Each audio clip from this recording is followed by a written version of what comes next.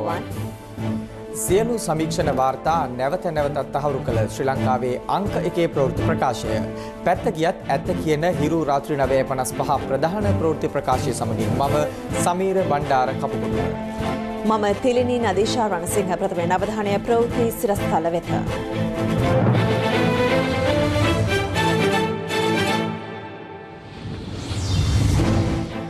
රියානතුරකට අත්අඩංගුවටගත් මන්ත්‍රී විජේදාසගේ පුත රකිත රාජපක්ෂට ඇප.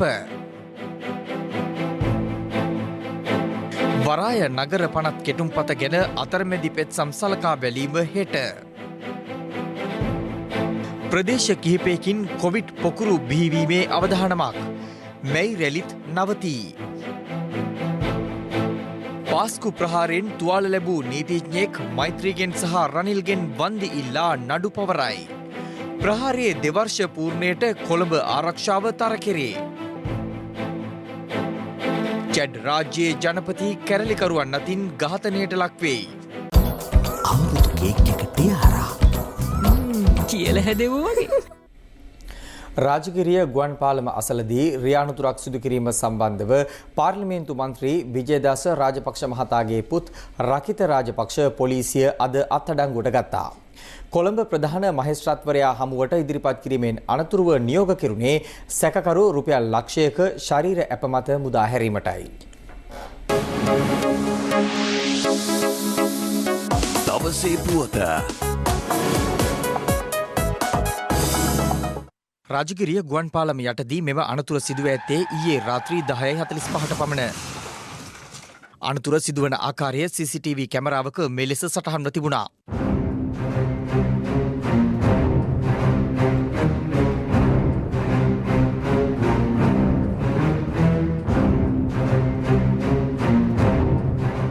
අනතුරට ලක් වූ සුදු පැහැති ජීප් රථයේ පදවා ඇත්තේ පාර්ලිමේන්තු මන්ත්‍රී විජේදාස රාජපක්ෂ මහතාගේ පුත් රකිත රාජපක්ෂයි.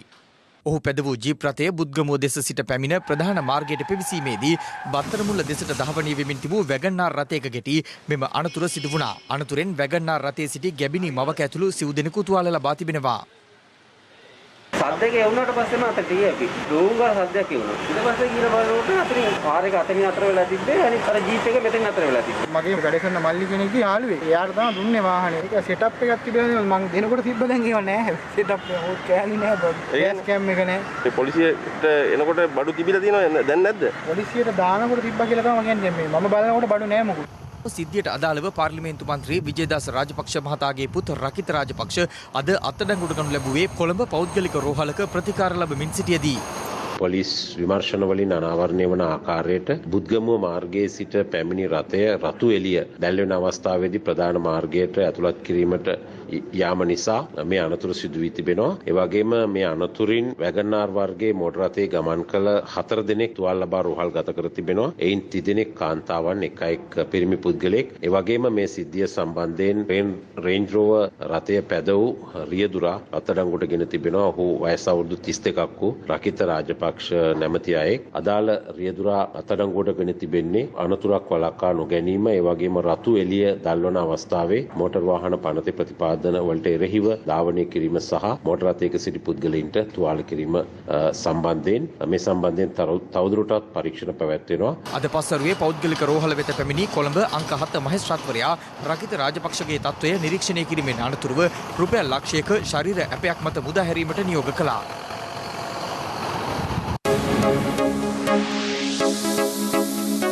දවසේ පුවත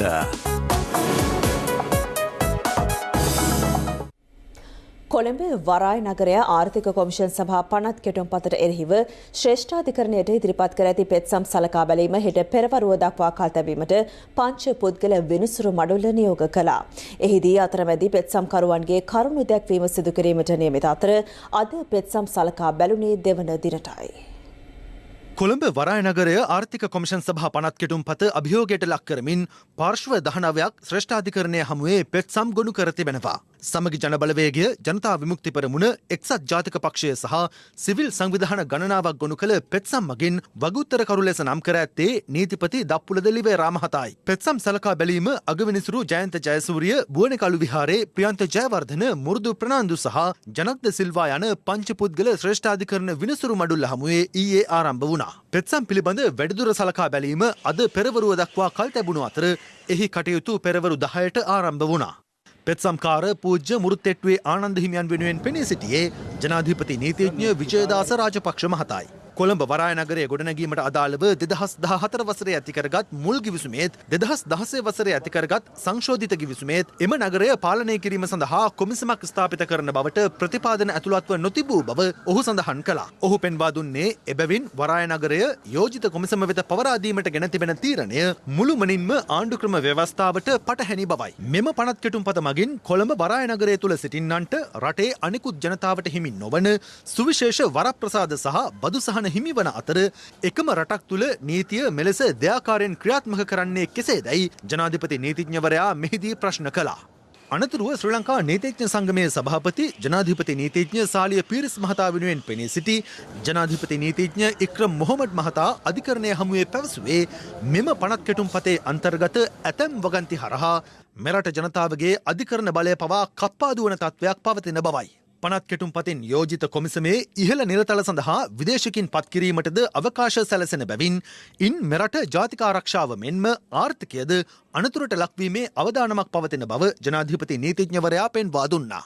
කෙටුම්පතට එරෙහිව තවත් පෙත්සමක් ඉදිරිපත් කළ විනිවිද පෙරමුණේ ලේකම් නාගානන්ද කොඩිතුවක්කු මහතා අධිකරණය හමුවේ කරුණු දක්වමින් පැවසුවේ මෙම පනත් කෙටුම්පත සම්මත වූහොත් ඒ හරහා නීති විරෝධී ක්‍රියා රාශියක් සිදුවීමට ඉඩකඩ විවර වන බවයි. කරුණු ඉදිරිපත් කිරීමේදී මෙම පනත් කෙටුම්පතට අදාළව පමණක් කරුණු දක්වන ලෙස අගවිනිසුරු ජයන්ත ජයසූරිය සහ විනිසුරු ප්‍රියන්ත ජයවර්ධන යන මහත්වරු විසින් කොඩිතුවක්කු මහතාට කිහිප වතාවක් අවවාද කරනු දක්නට ලැබුණා. පෙත්සම්කාර පාර්ශ්වයේ කරුණු දැක්වීම අදින් අවසන් කරනු අතර අතරමැදි පෙත්සම්කරුවන්ගේ කරුණු දැක්වීම හෙට ආරම්භ වීමට නියමිතව තිබෙනවා.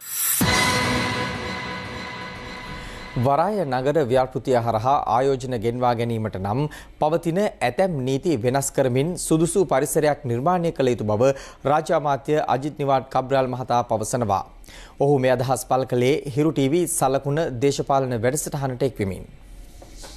හෙක්ටයාර් 269ට වළංගු වෙන්නේ ශ්‍රී ලංකාවේ වළංගු නීතියයි කියන එක. අනිවාර්යයෙන්. කවුරු පික්පොට් ගහුවා නම් ඒ පික්පොට් කාර්යය අල්ලන්නේ ශ්‍රී ලංකා පොලිසිය. ඒ කියන්නේ කොමිසමට විරුද්ධව අධිකරණ ක්‍රියාමාර්ගයක් ගන්න පුළුවන් ද කාට හරි? පුළුවන්. යම් කිසි පුද්ගලයෙක් වැරදි ආකාරයට කරනවා නම් ඒකට විරුද්ධව නඩු දාන්න පුළුවන්. ඒ බලතල කොහොමද පාවිච්චි කරන්නේ? ලයිසන් එකක් ලබා දෙන්නේ. ඒ රෙගුලාසි සියල්ලම පාර්ලිමේන්තුවට යොමු කරන්න ඕනේ. පාර්ලිමේන්තුව මාස 3ක් තුලදී ඒ රෙගුලාසි සියල්ලම අනුමත කරන්න ඕනේ. ඒ පැත්තෙනුත් පාර්ලිමේන්තුවට කන්ට්‍රෝල් එකක් තියෙනවා. කොමිසමේ විගණන කටයුතු ජාත්‍යන්තර විගණකාධිවරුන්ට තමයි පවරලා තිබෙන්නේ. මහා බැංකුවේ විගණනයත් කරන්නේ ජාත්‍යන්තර විගණන සමාගම. විගණාධිපතිතුමාගේ අධීක්ෂණය යටතේ තමයි ඒක කරන්නේ. මෙතනත් ඒ විදිහටම තමයි කරන්නේ. මේ ඇති වෙන්නේ ෆෙඩරල් පාලන ක්‍රමයක්. නැත්තේ පොලිසියක් විතරයි. මේ පත් කිරීම ඔක්කොම කරන්නේ අපේ ජනාධිපතිතුමා. පාලනය සිදු වෙන්නේ මේ නීතියට අනුව. මේ ෆෙඩරල් රීතියක් නෙමෙයි. අනිකුත් නියාමන අධිකාරී වලට තියෙන බලයන් ඉවත් කිරීම පැහැදිලිව අත්නෝමතික නැද්ද? බලය නැති කරනවා කියන එක නෙමෙයි මෙතන තියෙන. ඒ අයගෙන් සිදුවෙන සේවය වෙන තැනකින් සිදු වෙනවා. එන ආයෝජකයන්ව අපිට අවශ්‍ය නැහැ මේ අයව එක තැනකින් තව තැනකට තල්ලු කර කර යවන්න. මෙතන $15 බිලියන් අපි ගන්න හදනවා. ආයෝජනයක් කරගන්න. ඒක කරන්නට නම් මේ වාතාවරණය හදන්නට ඕනේ. අපි කියනවා සිංගප්පූරුවට මෙච්චරක් යනවා. දුබායි වලට අච්චරක් යනවා. ඔමාන් වලට අච්චරක් යනවා කියලා කියනවා. ඒ ගියේ ඇයි? ඒ ගියේ ඒ රටේ ඒ පහසුකම් දීලා තියෙන නිසා. එහෙම අපි හැදුවේ නැත්තම් එයා මෙහෙට එන්න අවශ්‍ය නැහැ. අපි මේ නීතිමය රාමුව හදලා ඒ අයට එන්න පුළුවන් වෙන වාතාවරණයක් හදලා ඒ ශක්තිය ලබා දුන්නම තමයි එයා එන්නේ. 15 බිලියන් එන්න මේ ආර්ථික කොමිෂන් සභාව කියන එකම අවශ්‍යද කියන එක. අවශ්‍යයි. තිබුණු ප්‍රතිපාදන වල යන්න බෑ. ප්‍රතිපාදිය වලින් තිබුණා නම් මිනිස්සු එන්නේ නැහැ. තියලා තියාගෙන ඉන්න බලන්න. අරන් බලන්න තියාගෙන ඉන්න පුළුවන්ද? මෙච්චර කාල තියාගෙන හිටියේ. ශ්‍රී ලාංකිකයන්ට යෑමේ හැකියාවක් තියනද මේ වරාය නගරයට? යන්න පුළුවන්. ඒ ශ්‍රී ලාංකිකයන්ට භාණ්ඩ හා සේවා මිලදී ගැනීම හැකියාවක් තියෙනවා. මිලදී හැකියාවක් තියෙනවා. ඒ මිලදී ගන්න පුළුවන් වෙන්නේ ශ්‍රී ලංකා රුපියල් වලින් ගන්න පුළුවන්. හරි රුපියල් වලින් ගන්න මුදල් අරගෙන නැවත එළියට එන විට බද්දක් ගෙවිය යුතු නේ. එළියට එන විතර නෙමෙයි රුපියල් වලින් ගෙවනවා නම් යම් කිසි කොටසක් බද්දක් හැටියට ගෙවන්න වෙනවා. ශ්‍රී ලංකා මුදල් වලින් ගෙවන අයට යම් කිසි බද්දක් ආය කරනවා. ශ්‍රී ලංකාවේ දේශීය ව්‍යාපාරිකයන්ව ආරක්ෂා කිරීමට. පෝට් සිටි එකට ඉන්වෙස්ට්මන්ට් එන්නේ ඩොලර් වල. හරිනේ? හරි. ඇමරිකන් තානාපතිනිය ප්‍රකාශයක් කරනවා පෝට් සිටි ව්‍යාපෘතිය හරහා මුදල් විශුද්ධීකරණයක් විය හැකි. මේ ගැන තාම අවධානම සාගතව පරිස්සම් වෙන්න ඕන. ඒ ප්‍රකාශය සම්පූර්ණයෙන්ම වැරදි. ඒ ප්‍රකාශයට පදනමක් නැහැ. ඇමරිකාව වේදන් කිරුවයි කියලා කිව්වා. රාජපක්ෂ රෙජිම් චේන්ජ් එකට. මෙහි ඇවිල්ලා ඊට පස්සේ ඕම සන්තෝෂෙන් හිටියා. ඒක සිදු වෙනවා නම් 400 මිලියන් රුපීස් ඩොලර්ස් දුන්නේ කාටද? කාටද දෙන්නේ නැදිනේ. ඒ වෙලාවේ. මේවා කාටද ගෙව්වේ කියලා අපි තාමත් හෙව්වේ නැහැනේ. මේ අතර මෙවැනි ව්‍යාපෘතිවලදී බදු සහන වෙනුවට ආයෝජකයන් සඳහා හිතකර පරිසරයක් නිර්මාණය කිරීමට අවශ්‍ය බව ආර්ථික විශ්ලේෂකයන් පෙන්වා දෙනවා. ලංකාවේ ගොඩක් දෙනෙක්ට තාම පෝට් සිටි කියන සංකල්පයෙන් මම හිතන්නේ හරියටම තේරෙලා නැහැ. මේක වැටෙන්නේ ස්පෙෂල් ඉකොනොමික් zone කියන සංකල්පය යටතේ. ස්පෙෂල් ඉකොනොමික් zone එකක් කියලා කියන්නේ වෙනම නීති රීති පද්ධතියක් තියෙන විශේෂ ආර්ථික කලාපයක්. එතකොට කාට හරි හිතෙන්න පුළුවන් ඇයි විශේෂ ආර්ථික කලාපයක් අවශ්‍ය කියලා. ව්‍යාපාර කිරීමට පහසු වීම සඳහා තමයි විශේෂ ආර්ථික කලාපයක් අවශ්‍ය. එහෙම ආර්ථික කලාපයක අවශ්‍යතාවය පැන නගින්නෙම දැනට ලංකාවේ තිබෙන නීති රීති සහ ක්‍රමවේදයන් ව්‍යාපාර කරන්න සුදුසු මට්ටම ඉතාමත්ම අඩු නිසා. ease of doing business කියලා දර්ශකයක් තියෙනවා නැත්නම් ව්‍යාපාර කරන්න කොච්චර පහසුද කියලා. ඒක ලංකාවේ ඉන්නේ 99 වෙනි තැන. ඉන්දියාවේ ඉන්නවා අපිට වඩා තව පියවර 30ක් විතර ඉස්සරහින්. පාකිස්තානේ ඉන්නවා අපිට තව පියවර 10ක් විතර පිටිපස්සෙන්. එතකොට අපේ කලාපේ ගත්තොත් එහෙම අපි ව්‍යාපාර කරන්න සුදුසු පරිසරයක් තියෙන රටක් විදියට නෙවෙයි අපිව හඳුනගෙන තියෙන්නේ. මුළු ලෝකෙම රටවල් 160 ගණක් තමයි දර්ශකයේ ඉන්නේ. ඉතින් අපි ඉන්නේ 99 වෙනි ස්ථානයේ. එතකොට අපේ කලාපේ ආයෝජනය ආකර්ෂණය කරගන්න අපිට තියෙන අවස්ථාව ඉතාමත්ම අඩුයි. පහුගිය අවුරුදු 20 ඇතුළතදී අපේ ආයෝජන කොච්චර ආවද කියලා බැලුවොත් එහෙම අපිට බලා ගන්න පුළුවන් අපි ආයෝජන අතරින් කොච්චර පසුගාමී තැනකද ඉන්නේ කියලා. ඒ වගේ වාතාවරණයක් යටතේ තමයි අපිට විශේෂ ආර්ථික කලාපයක් අවශ්‍ය. බොහෝ දෙනෙක් වැරදියට ගන්න දෙයක් තමයි මේ විශාල බදු සහන දීලා ආයෝජකයා ආකර්ෂණය කරගන්න එක. ඒතරම්ම ගැළපෙන උපක්‍රමයක් නෙවෙයි මම දකින විදියට. මොකද මේකට එන්නේ ඩොලර් බිලියන 1-2ක් වියදම් කරන ආයෝජකයෝ. ඒ වගේ ආයෝජකයෝ බදු සහන වලට වඩා බලන්නේ මේක ව්‍යාපාර කරගන්න කොච්චර පහසු තැනක්ද කියන එක තමයි. මොකද ඕනම කෙනෙක් බද්දක් ගෙවන්නේ ව්‍යාපාරයෙන් ලාභයක් උපයගත්තට පස්සේ. විශාල ආයෝජනයක් කරන කෙනෙක් බලන්නේ කොච්චර පහසුවෙන් ව්‍යාපාර කරගන්න පුළුවන්ද, මොන හරි ගැට්ටනයක් ඇති වුණොත්, ඒ කියන්නේ ලීගල් ඩිස්පියුට් එකක් આવොත් මේක කොච්චර පහසුවෙන් විසඳ ගන්න පුළුවන්ද වගේ කියන කාරණා තමයි බලන්නේ. මේක විශේෂ ආර්ථික කලාපයක් විදිහට ඉස්සරහට අරගෙන යද්දී අපි බලන්න ඕනේ මේක ඒ අර්ථයෙන් ලෝකයට ඉදිරිපත් කරන්න. කොළඹ වරාය නගර ව්‍යාපෘතිය මෙරට සංවර්ධනය සඳහා අගනා අවස්ථාවක් බව පූජ්‍ය උඩුවේ ධම්මාලෝක හිමියන් පවසනවා. මේ අතර කොළඹ වරාය නගරය ආර්ථික කොමිෂන් සභාව පිහිටුවීමට අදාළ පනත් කෙටුම්පත සම්බන්ධයෙන් අදත් විවිධ අදහස් පළ වුණා.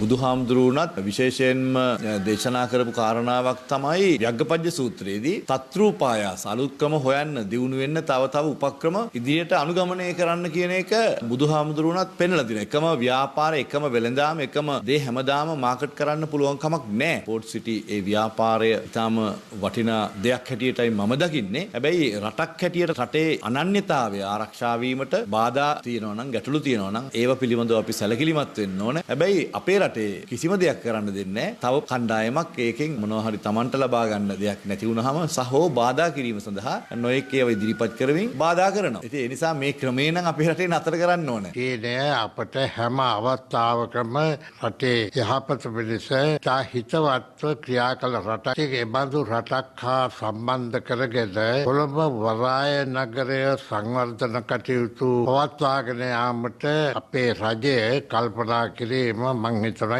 තාම ඥානවන්ත ක්‍රියාවක්. අපි කියන්නේ නෑ මේ වරාය නගර අනවශ්‍යයි කියලා. ඒ වගේම ආයෝජන අනවශ්‍යයි කියන්නේ නෑ. ඒ සියල්ල අවශ්‍යයි. හැබැයි අපේ රටේ භෞමික අඛණ්ඩතාවය, අපේ රටේ ස්වාධීනත්වයට, අපේ රටේ සංස්කෘතියට, මේ සදාචාරයට හානි නොවන විදිහේ ආයෝජනයන් තිබිය යුතුයි කියන කාරණාව තමයි අපි දිගින් දිගටම අවධාරණය කරන්නේ. මේක අනිවාර්යයෙන්ම ලංකාවට ප්‍රතිලාභ ලැබෙන හොඳ ව්‍යාපෘතියක්. පනතක් ගෙනලා කොමිසමක් පත් කරලා මේක හරියට කරන්න ලෑස්ති වෙනකොට මේ විපක්ෂය බය වෙලා මේකෙන් රටේ සංවර්ධනය වෙන වාසිය දැකලා ඒකට විරුද්ධව අර සුපුරුදු ආකාරයට බොරු කියන පටන් ගන්න තියෙනවා. ශ්‍රී ලංකාවේ නීතිය නොසලකා යනවා නම්, ශ්‍රී ලංකාවේ මූල්‍ය බලය ඉක්මවා යනවා නම්, ශ්‍රී ලංකාවේ ස්වාධීනත්වය ඉක්මවා යනවා නම්, එතන නිර්මාණය වෙන්නේ වෙනත් රටක් හැර වෙන කුමක්ද කියලා ඔය මේ වෙනුවෙන් පෙනී ඉන්න විවිධ වාචාලබස් දොඩන හැමෝගෙම අපි අහන ප්‍රශ්නේ. අද පෝට් සිටිය හරහා ජාත්‍යන්තර වශයෙන් බුද්ධිමතුන්ට මේ හරහා වැඩි උගතුන් බුද්ධිමතුන් ප්‍රමාණයකට ඉංජිනේරුවන්ට, වෛද්‍යවරුන්ට, IT රැකියාව හොයන අපේ දූ දරුවන්ට පිටරටට යන්න අවශ්‍ය නැහැ. මේ එහා පැත්තට පනින්න තියෙනවා. එතන කතා කරනවා රුපියල් රුපියල් වලින්ද ගනුදෙනු වෙන්නේ කියලා. රුපියල් වලින් එතනත් ගනුදෙනු කරොත් අපේ රටට රුපියල් එන්නේ. රුපියල් ඕන තරම් අපි ළඟ තියෙනවා. අපිට නැත්තේ ඩොලර්. LTT සංවිධානයේ අවුරුදු 30ක් තිස්සේ යුද්ධ කරලා ඉවරලා උන් බලාපොරොත්තු වුණේ ඊළම රාජ්‍යයක් හදන්නට. නමුත් දැන් චීනය තමන්ගේ මුදල් ගිනිපොලියට ලංකා රජයට ලබා දීලා විපක්ෂයට ඡන්ද කිරීම සඳහා චීනය මුදල් දීලා චීනයට ගිවිසුම් ගතව පෝට් සිටිය ලබා දීමට සිදු කරන්නේ. මේක රටේ ජාතික ආරක්ෂාවට බරපතල තර්ජනයක්. පෝට් සිටි එක කියන එක වෙන ගාල්ලේ නගරය පාලනය කරන විදිහට පාලනය කරන්න බෑ. ඒකට එන්න ඕනේ වෙනම මොඩලයක්. හැබැයි හදලා තියෙන පනත් කෙටුම්පතේ ආණ්ඩු ක්‍රම ව්‍යවස්ථාවත් එක්ක ගැටෙන මොන හරි තියෙනවා නම් ඒවා ශ්‍රේෂ්ඨාධිකරණයේ විසඳලා දේවි. නමුත් සංකල්පයක් හැටියට පෝට් සිටිය සඳහා යෝජනා කරලා තිබෙන ආකෘතිය නිවැරදි ආකෘතියක් කියන ස්ථාවරය අපිට කිසිම ලෙසකින්වත් අපේ රටේ අයිතියෙන් ගිලිහෙන්නේ නැහැ. මේ මණ්ඩලයට පත් කරන සියලු දෙනා පත් කරන්නේ රටේ ජනාධිපතිවරයා. අයියේ අර ආගමැතිතුමා ප්‍රධානත්වයෙන් පැවති රැස්වීම අර්ලීගම මන්දිරයේ ඔබතුමාලා උදේ සහභාගී වෙලා හිටියේ නැහැ කියලා කියනවා. ඊයේ උදේ 9ට අපි අතිගරු අග්‍රාමාත්‍යතුමා හම්බ වුණා. අපි එතුමාගෙන් ඉල්ලා හිටියා අපේ පක්ෂ නායකයන් ප්‍රමාණයකට වෙනම සාකච්ඡාවක් දෙන්න කියලා. එතුමා ඒකට එකඟ වුණා. ඒ අනුව අපි ඒ සාකච්ඡාව ලැබෙයි කියන විශ්වාසයෙන් ඒ තිබුණු සාකච්ඡාවට සහභාගී නොවියා. ආණ්ඩුව ඇතුලේ කිසිම අර්බුදයක් නැහැ. දැන් මැති සභය විශේෂාංගය.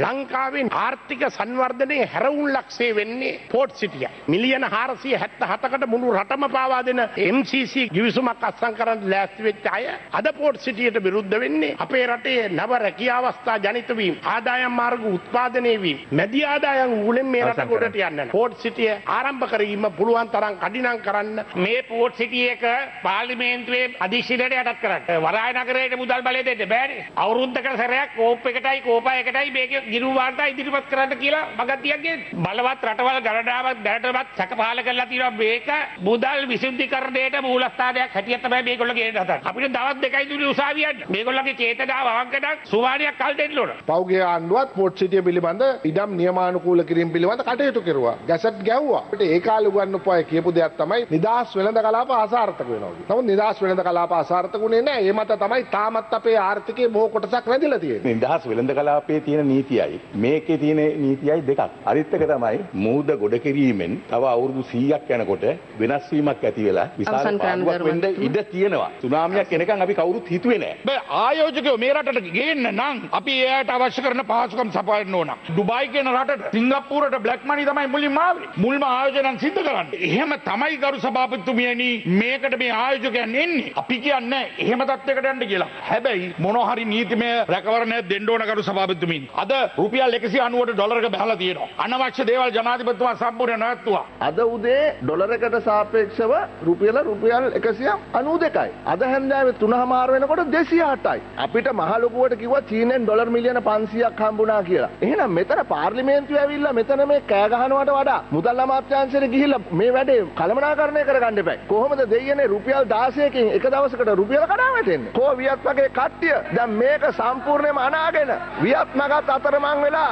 රජයත් අතරමං වෙලා රුපියලත් අතරමං වෙලා ඒ මන්ත්‍රීතුමා ඇවිල්ලා කියපු කතාව සම්පූර්ණයෙන්ම අසත්‍යයි. එතුමාට මාස 6ක ෆෝවර්ඩ් රේට් එක පටලවාගෙන ආර්ථික ඔස්සාරලට සමහරක් වෙලාවට මේව පැටලෙනවා. දැන් විනාඩි 10කට ඉස්සරින් මහ බැංකුවට කතා කරුවා රේට් එක රුපියල් 191.88යි. තවත් 7-8කින් අධි ප්‍රමාණය වෙලා. ඉතින් මම හිතන්නේ දැන් බොහොම අමාරුවෙන් ඒක දැන් මේක ගිල ගන්න වෙනවා. ඒ කාලකන්ණි සතුට තිබුණේ විනාඩි 20යි. ඉතින් මේ වගේ රට මුලා කරන්න ඒ කටයුතු කිරීම ගැන මම ඇත්තටම කනගාටු වෙනවා. සංචිත ගැන කතා කරලා. අපිට පුළුවන් වුණා ඩොලර් බිලියන 1.5ක ෂොප් ලයින් එකක් හරි ගස්ස ගන්න. ඒක ඕන වෙලාවක අපිට ඒක පාවිච්චි කරන්න පුළුවන්. ඊට අමතරව ජාත්‍යන්තර මූල්‍ය අරමුදලෙන් රටකට ලැබෙන ඇලොකේෂන් එක වැඩි කරලා තිනවා ඇමරිකානු ඩොලර් බිලියන 650කින්. ශ්‍රී ලංකාවටත් ඩොලර් මිලියන 800ක ප්‍රමාණ මුදලක් අපේ account එකටත් බැර වෙනවා. ඉතින් ඒ නිසා අපේ සංචිත තවදුරටත් වැඩි වෙනවා. මේවා කියද්දි සමහර කරලා මේ අයට බොහොම අප්‍රසන්න වෙන්නට පුළුවන්. ඒකට මේක තමයි தත්ත්වය. මේක තමයි සත්‍ය. ඊට අමතරව අපි හැම දිනකම වගේ forex market එකකින් මහ බැංකුවට මිල දීලා ගන්න පුළුවන් වෙලා අපිට පාවිච්චි කළ හැකි සංචිත ප්‍රමාණය බිලියන 7.2ක පමණ මුදලකට වැඩි වෙලා තියෙනවා. මම ඔමාන් රාජ්‍යයටත් කටාර් රාජ්‍යයටත් පිවිසුණා. ඒ කාලය තුලදී අපිට සාකච්ඡා කරගන්න පුළුවන් වුණා මහ බැංකුව සමගත්. මම හිතන්නේ ඉදිරි කාලේ ශ්‍රී ලංකාවේ බැඳුම් කරවල බිල්පත්වල අපිට ආයෝජනයක් බලාපොරොත්තු වෙන්න පුළුවන්. සුරාබදු මේ ලයිසන්ස් දෙනවා වගේම රජයේ අනුග්‍රහයෙන් පිටරට යැවීමට කංසා වගාව නීතිගත කරන්න ඕන මේ රටේ. මේක මත්ද්‍රව්‍යයක් හැටියට පාවිච්චි කිරීමට නෙමෙයි රටට විදේශ විනිමය. ඒ වගේම අපිට තියෙන්න ඕන ඩේ ඉකොනොමි වගේම නයිට් ඉකොනොමි කියලා දෙයක්. වැඩ කරලා හම්බ කරලා අපිට හවස් වරුවේ වෙනකොට උපේන මුදල් වියදම් කරන්න තැනක් නැහැ. අද අපි රෙස්ටුරන්ට් එකක තියෙන්නේ රෑ 11 වෙනකන් විතරයි. උදේ 9ට ඇත්තටම කවුරුත් බාරයකට එන්නේ නැහැ. එහෙනම් මම යෝජනා කරනවා මේක උදේ 10 සිට රෑ 10 වෙනකන් අරලා තියන ලයිසන් එක දිය යුතුයි කියලා. මේ රට සංවර්ධනය කරා යන්න නම් අපි වෙනස් විදියකට සිතන්න පුරුදු වෙන්න ඕනේ. මේ මන්ත්‍රීතුමිය මේ කංසා ගැන කතා කරනවා. මේ මට දැනගන්න කැමතියි මේක ආණ්ඩුවේ මතයේද ඔබතුමියගේ මතයක්ද මේක කියලා. මේක මම ගෙන ආපු යෝජනාවක්. මම පුද්ගලිකව අධ්‍යයනය කරපු දෙයක් මේක. අපි සියලු දෙනාම නිධානයක් උඩ මේ වාඩි වෙලා ඉන්නේ. අපි ඇයි ඒක පාවිච්චි කරන්නේ නැත්තේ? දැන් මේ සභාවේ කියනවා ගංජා නීතිගත කරලා රටේ ආදායම උත්පාදනය කරන්න කියලා. හෙට දවසේ මේ අය කියයිද දන්නේ අපේ ගාව තව වටිනා නිදානයක් තියෙනවා. ගණිකා ව්‍යාපාරයත් නීතිගත කරමු. ඒකෙනුත් හොඳට ආදායම උත්පාදනය කරන්න පුළුවන්. අපේ ගාව වටිනා නිදානයක් අපේ මේ අපි ඒක ළඟ තියාගෙන ඉන්නේ කියලා. දැන් කිව්වේ අර එහෙමනේ. මේ දිනය වෙනුවෙන් පවත්වන පෙළපාලි සහ සැමරුම් සඳහා මෙවර අවසර ලබා නොදීමට තීරණය කළ බව සෞඛ්‍ය සේවා අධ්‍යක්ෂ ජනරාල් වෛද්‍යාසෙල ගුණවර්ධන මහතා ප්‍රකාශ කළා. මහජන සෞඛ්‍ය පරීක්ෂකවරුන්ගේ සංගමය සඳහන් කළේ වයඹ උතුර නැගෙනහිර සහ බස්නාහිර පළාත්වල කොවිඩ් අණුපොකුරු නිර්මාණය වීමේ අවධානමක් පවතින බවයි.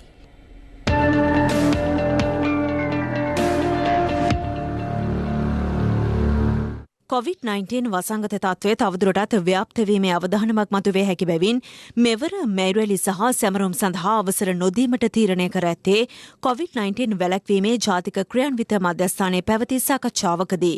අපි තීරණයක් කරා මේ අවුරුද්දේ මේ රැලි සහ මේ දිනයට සම්බන්ධ කිසිම උත්සවයක් නොපවත්වන්න. පක්ෂ නායකයන්ගේ නියෝජිතයන් තමයි මෙතනට ආවේ. සියලුම අයගේ සම්පූර්ණ එකගතය අනුව තමයි මේ තීරණයට පැමිණෙන්නේ. මේ දිනේ පවත්වන්න ක්‍රීඩා පිරිත් වෙන් කරලා තියෙද්දි සෞඛ්‍ය හේතු මත කියන කාරණාවක් ඉදිරියට දාලා මේ දිනේ නොපැවැත්වීමට ගත්ත තීරණයට පක්ෂයක් හැටියට අපි අපේ සම්පූර්ණ විරුද්ධත්වය පළ කරනවා. ගෙවුණු දිනේදී කොළඹ දිස්ත්‍රික්කයෙන් වාර්තා වූ කොවිඩ් ආසාදිතයින් ගණන 62ක්. ඒ අතරින් ආසාදිතයින් වැඩිම පිරිසක් වාර්තා වන්නේ පිළියන්දල ප්‍රදේශයෙන්. පිළියන්දල සෞඛ්‍ය වෛද්‍ය නිලධාරී බර ප්‍රදේශය තුල රෝගීන් 31 දෙනෙකු පමණ ඊයේ රාත්‍රියේ වාර්තා වුණා. මෙම සියලුම රෝගීන් වාර්තා වුණේ වාසනාවකට මීට පෙර හඳුනාගත් රෝගීන්ගේ නිවාසවල නිරෝධායනය වෙමින් සිටි පවුලේ සමාජිකාවන්. පමුණුව ප්‍රදේශයේ වෙළඳසැල් ආශ්‍රිතව කොවිඩ් ආසාදිතයින් 17 දෙනෙකු වාර්තා වීම හේතුවෙන් මේ වන විට එහි වෙළඳසැල් දෙකක් වසදමා ඇති අතර ආසාදිතයින්ගේ ආශ්‍රිතයින් සොයා පරීක්ෂණ සිදු කරනවා. කොවිඩ් ආසාදිතයින් හඳුනා ගැනීම සඳහා යලිත් අහඹු පරීක්ෂණ සිදු කිරීමට සෞඛ්‍ය අංශ තීරණය කර තිබෙනවා. ඒ අනුව කොළඹ නගරයේ සිදු කළ අහඹු පරීක්ෂණවලදී කොවිඩ් ආසාදිතයින් 18 දෙනෙකු ඊයේ හඳුනාගත් බව කොළඹ මහනගර සභාවේ වසංගත රෝග වෛද්‍යවේදිනී වෛද්‍ය දිනුකා ගුරුගේ මහත්මිය සඳහන් කළා. පිටකොටුව ප්‍රදේශයේ රාජ්‍ය බැංකුවක සේවකයන් 53 දෙනෙකුට කොවිඩ් ආසාදනය වී ඇති බව හඳුනා ගැනීමෙන් පසුව ඔවුන්ගේ ආශ්‍රිතයින් 225 දෙනෙකු කොවිඩ් පරීක්ෂණවලට ලක් කර තිබෙනවා. ගිය සති පුරාටම නිවාඩු දුන්න නිසාත් අපිට යම් දුරට රෝගී වාර්තා වීමක් සිදු වුණා සුළු ප්‍රමාණවලින් කොළඹ නගරයේ පුරාවටම. පිටකොටුව ආශ්‍රිත ප්‍රදේශයෙන් රෝගීන් වැඩිපුර ප්‍රමාණයක් අපිට වාර්තා වුණ නිසා ඊයේ දිනේදී අපි යලි අහඹු පරීක්ෂණ බහුල වශයෙන් කරන්න පටන් ගත්තා. ඊයේ දිනේ සිට දැන් දිගටම අපි කොළඹ නගරයේ පුරාවටම පරීක්ෂණ 657ක් පමණ දිනකට කරන්න බලාපොරොත්තු වෙනවා. මේ දිනවල සමාජ මාධ්‍ය ජාලවල පැතිර යනවා නව COVID-19 වෛරස් ප්‍රභේදයක් තාමත් වේගයෙන් කොළඹ නගරය තුළ ව්‍යාප්ත වන බවට එය මා විසින් ප්‍රකාශ කරන ලද්දක් නොවේ. එම අලුත් ප්‍රභේදය විශේෂයෙන්ම ඉන්දියානු ද්විත්ව විකෘති ප්‍රභේදය තවම කොළඹ නගරය තුළින් හමු වූ බවට අපට සාක්ෂි නැහැ. කුරුණෑගල ප්‍රදේශයේ ඇඟලුම් කර්මාන්ත ශාලා ආශ්‍රිතව කොවිඩ් ආසාදිතයින් වාර්තා වීමේ වැඩි ප්‍රවණතාවක් දක්නට ලැබෙන බවත් එය පාලනය කිරීම සඳහා පියවරගෙන ඇති බවත් වසංගත රෝග විද්‍යා අංශය පවසනවා. ගාල්ල ප්‍රදේශයේ රාජ්‍ය බැංකුවක සේවකයෙකු කොවිඩ් ආසාදිත වීම හේතුවෙන් එම බැංකු ශාඛාව අද දිනේ වසදමීමට පියවරගත් බව එහි කළමනාකාරවරයා සඳහන් කළා. අදාළ සේවකයාගේ සමීප ආශ්‍රිතයින් නිවසේ නිරෝධායනයට යොමු කර ඇති අතර විෂබීජ හරණයෙන් අනතුරුව හෙට බැංකු ශාඛාව යලි විවෘත කිරීමට නියමිතයි. කෑගල්ල නගරයේද රාජ්‍ය බැංකුවක සේවකයෙකු ආසාදිත බව තහවුරු වීමෙන් පසු එහි සේවකයන් 28 දෙනෙකු කොවිඩ් පරීක්ෂණවලට ලක් කෙරුණා.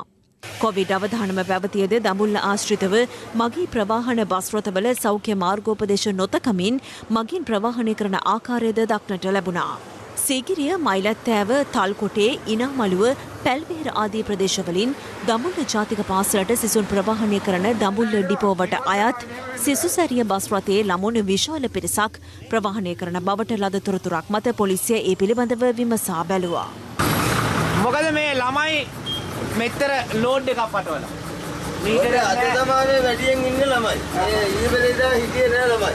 මීටරෙත් නෑ මොනවත් නෑ. දැන් මේකට කවුද වග කියන්නේ? මේම ගෙනියනකොට දැන් බලන්න මේ කොවිඩ් ළමයි කිරියොත් මේ අතර අපි දන්නේ කවුද කොහේ ඉන්නේ කියලා. වෛරස් එක දිහා. ඒකද පරිස්සම ගෙනියනවා. දරුවෝ මෙහෙම මේ පොඩි කරලා ගෙනියන්න එපා. ගෙවුණු දින 10දී තහවුරු කළ COVID-19 රෝගීන් සංඛ්‍යාව දැක්වූයේ මෙලෙසින්.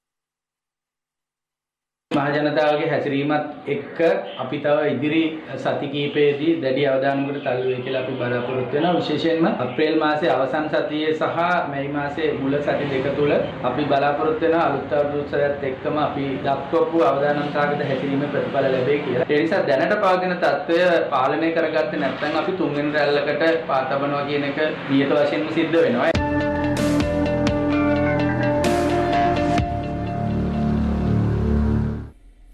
ඉදිරි වසර කිහිපය තුළ මෙරට ආර්ථිකය ශක්තිමත් කර ගැනීම අරමුණ බව ජනාධිපති ගෝඨාභය රාජපක්ෂ මහතා පවසනවා.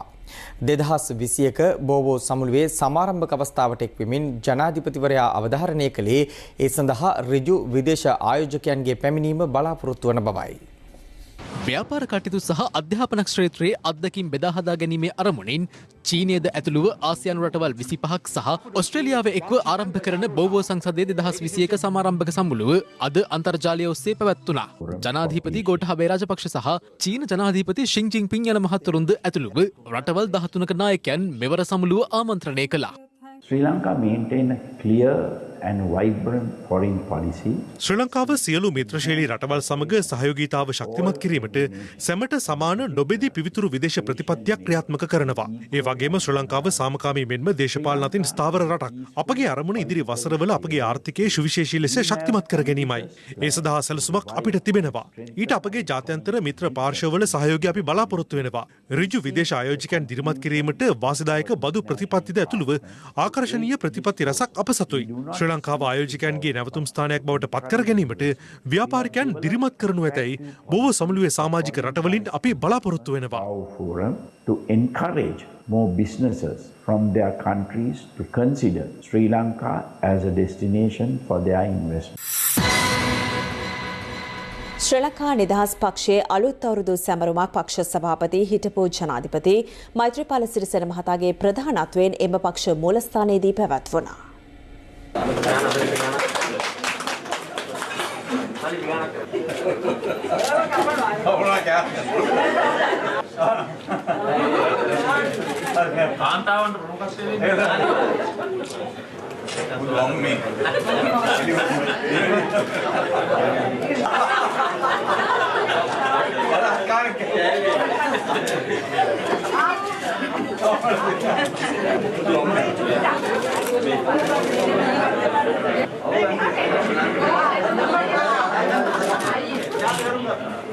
ශ්‍රී ලංකා නිදහස් පක්ෂය කියන්නේ මේ රටේ කීර්තිමත් දේශපාලන පක්ෂයක්. විශේෂයෙන්ම බණ්ඩාරනායක මැතිනියත් ඉන්පසුව චන්ද්‍රිකා බණ්ඩාරනායක මැතිනිය මහින්ද රාජපක්ෂ මැතිතුමා ඒ සියලු දෙනාම නායකත්වය දුන්න ඒ සෑම අවස්ථාවකදීම ඒ වගේම මම ජනාධිපතිවරු දරපු කාලෙත් ප්‍රධාන වශයෙන්ම අපි ගත්ත තීන්දුව තීරණ රට සහ ජනතාව වෙනුවෙන් යහපත සඳහා ගත්තේ.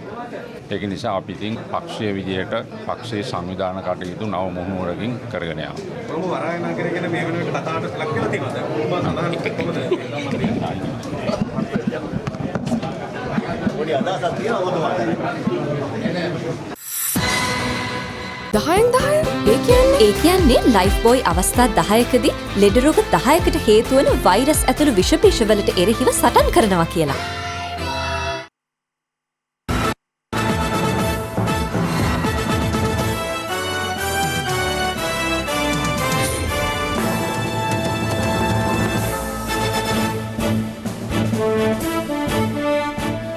පාස්කු ප්‍රහාරයෙන් බරපතල තුවාල ලැබූ නීතිඥවරයෙකු විසින් හිටපු ජනාධිපති මෛත්‍රීපාල සිරිසේන හිටපු අග්‍රාමාත්‍ය රනිල් වික්‍රමසිංහ ඇතුළු 12 දෙනෙකුට එරෙහිව කොළඹ දිසා අධිකරණය හමුවේ නඩු පවරනු ලැබුවා.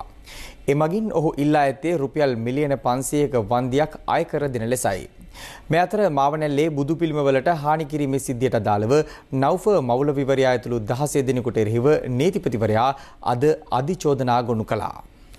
මාවනල්ලේ බුදු පිළිමවලට හානි කිරීමේ සිද්ධියට අදාළව නීතිපතිවරයා විසින් කෑගල්ල මහාධිකරණය හමුවේ අධිචෝදනා ගොනු කර ඇත්තේ මේ වන විට පාස්කු ප්‍රහාරයේ මහමොලකරු ලෙස ප්‍රකාශයට පත් කර ඇති නෞෆ මෞලවි, ඉබ්‍රාහිම් මෞලවි, මොහොමඩ් සජීඩ්, මොහොමඩ් සාහිඩ්, සාදික් අබ්දුල්ලා, සයිනුල් ආබ්දීන් සහ මොහොමඩ් මිල්හන් ඇතුළු පිරිසකට එරෙහිවයි. ත්‍රස්තවාදයේ වැළැක්වීමේ ආඥා පනතේ සහ ත්‍රස්තවාදයට මුදල් සැපයීමේ සම්මුති පනතේ ප්‍රතිපාදනවලට අනුව සහ කුමන්ත්‍රණය කිරීමේ වරද මුල් කරගෙන චෝදනා 21කින් යුක්ත අධිචෝදනා පත්‍රයක් කෑගල්ල මහාධිකරණයට ඉදිරිපත් කරනු ලැබුවා. එකී ඉදිරිපත් කළ අධිචෝදනා පත්‍රය සම්බන්ධයෙන් එකී නඩු විභාගයේ සඳහා ත්‍රිපුද්ගල මහාධිකරණයක් පත් කරන ලෙසට ගරු නීතිපතිවරයා විසින් අග්‍ර විනිශ්චයකාරතුමාගෙන්ද අද දින ඉල්ලීමක් සිදු කරනු ලැබුවා. මෙතර පාස්කු ප්‍රහාරය එල්ල වී හෙටට වසර 2ක් සම්පූර්ණ වන අතර ඒ හේතුවෙන් දෙවස්ථාන සහ සංචාරක හෝටල් ආශ්‍රිතව ආරක්ෂාව තර කර ඇති අයුරුයි.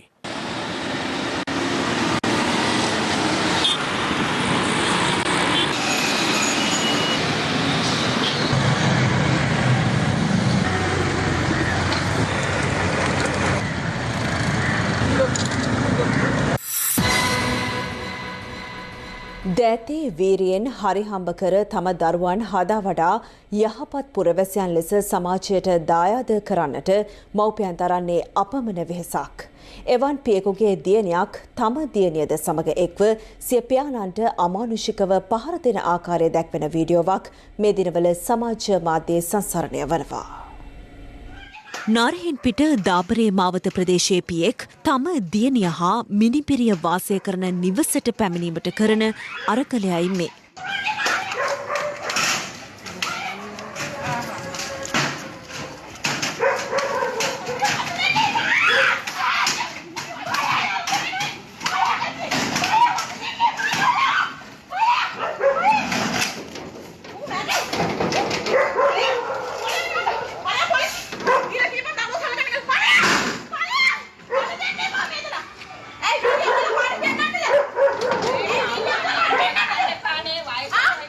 මෙම පියාට ඔහුගේම දියණිය පමණක් නොව මිනිපිරියත් එක්ව මෙලෙස පහර දෙන්නේ හෙළ සිරිතට අනුව දූපුතුන් සිය මව්පියන්ට බුලත් හුරුල්ලක් දී දෙපා නැමද ආශිර්වාද ලබාගත් සිංහල දෙමළ අලුත් අවුරුද්දේ උණුසුම මැකී යන්නටත් පෙරයි. මෙම පහරදීම සමාජ මාධ්‍ය තුළ සංසරණය වීම නිසා ඒ දූතරුවන්ට එරෙහිව නීතිය ක්‍රියාත්මක කරන්නට නාරහෙන් පිට පොලිසිය නිලධාරීන් කටයුතු කළා. කෙසේ වෙතත් අත්අඩංගුවටගත් පහර කෑමට ලක් වූ පියාගේ දියණිය සහ මිනිපිරිය අලුත් කඩේ මහේස්ත්‍රාත් උසාවියට ඉදිරිපත් කිරීමෙන් අනතුරුව අපමත මුදා හැර තිබෙනවා. කොඩිකාරයියා ඉන්නේ කරුගලේ ලයිට් දාන්න දෙන්නෙත් නෑ යාට. එදුවලා හරියට වෙනස්කම් කරනවා. ඒ වුණාට ඒ මනුස්සයා හරි හොඳයි වත්තට. ඒ තාත්තා ලේ මේ වක් කරගෙන එනවා. මගේ 5000 ගත්තා මගේ 5000 ගත්තා කියලා ලේ අතේ වක් කරගෙන එනවා. මං ඇහුවා ඇයියෝ මොනවාද උනේ කොඩිකාරයයි මොනවාද උනේ කියලා. ඒකට ඇස් දෙකත් වහගෙන මිරිස් වතුර ගහලා මේ ගෙදර ඇවිල්ලා සේදුවේ. තාත්තා හොඳම මිනිසෙක්. මොකද මේ සමාජයට ගොඩාක් සේවය කරපු මුළු දිවයිනේටම ජේපීයා. මිනිපිරිලා දුවලා මේ තාත්තා කෙනෙක්ට කොසු කැටනකම්ම ගැව්වනේ. ඔව් ලේ පෙරලා. ආයි මේ වගේ වෙන්න එපා කියන පණිවිඩය දෙන්න ඕනි හින්දා තමයි මම මේක FB එකට දැම්මේ. මේ වගේ දරුවන්ට නීතියෙන් දෙන්න පුළුවන් උපරිම දඬුවම් දෙන ලෙස තමයි මං ඉල්ලන්නේ. ශ්‍රී ලංකා විවාහක රු රැජින තේරීමේ තරඟයේදී විවිධ දේශපාලන හස්තයන්ගේ බලපෑම් ක්‍රියාත්මක වූ බව එම තරඟයේ දෙවන ස්ථානයේ දිනාගත් ආශා බස්නායක මහත්මිය පවසනවා. හිරු ප්‍රවෘත්ති කළ විශේෂ සම්මුඛ සාකච්ඡාවකදී ඇය මේ බව සඳහන් කළා.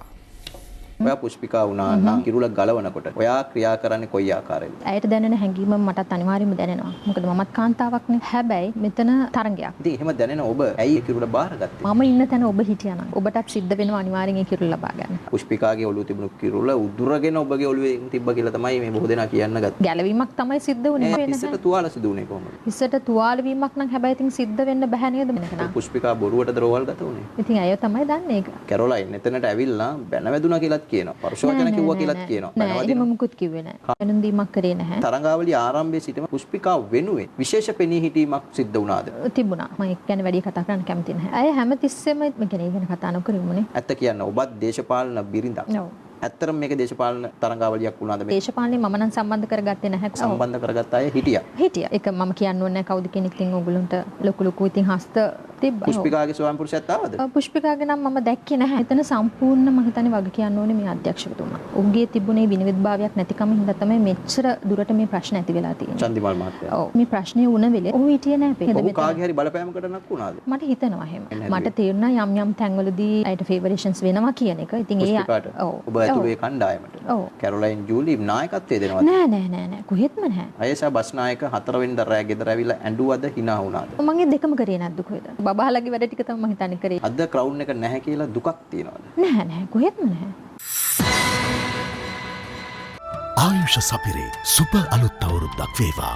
ලීව ආයුෂ්.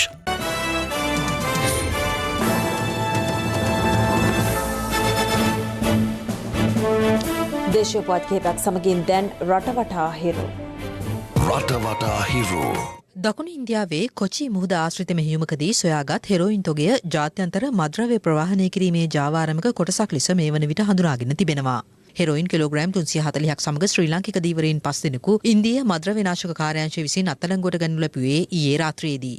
මෙරට තේ සඳහා ඇති කීර්තිනාමය වනසමින් ඉරාකයේ වෙත අපනයනය කරමින් තිබූ කසල තේ කිලෝග්‍රෑම් 67495ක් අඩංගු බහලුම් 4ක් එක්සත් අරාබි එමිර් රාජ්‍යයේ තිබියදී රෙගු දෙපාර්තමේන්තුවේ අවදානම් කළමනාකරණ ඒකකයේ විසින් නැවත මෙරටට ගෙන්වා ගැනීමට සමත් වී තිබෙනවා. හිරු රාත්‍රී 9:55 ප්‍රධාන ප්‍රවෘත්ති ප්‍රකාශයමින් නිමවට පත් වෙනවා. පැත්ත නොගත් ඇත දැනගැනීමේ අයිතිය තවදුරටත් තහවුරු කර ගැනීමට ඔබගේ ජංගම දුරකථන ජාලය අනුමැතිය දිස්වන පරිදි හිරු ප්‍රවෘත්ති SMS සේවාව සක්‍රිය කරගන්න. අපි යලි හමුවන්නේ හෙට 11:55 මධ්‍යහන ප්‍රවෘත්ති සමගින්. සුබ රාත්‍රියක්.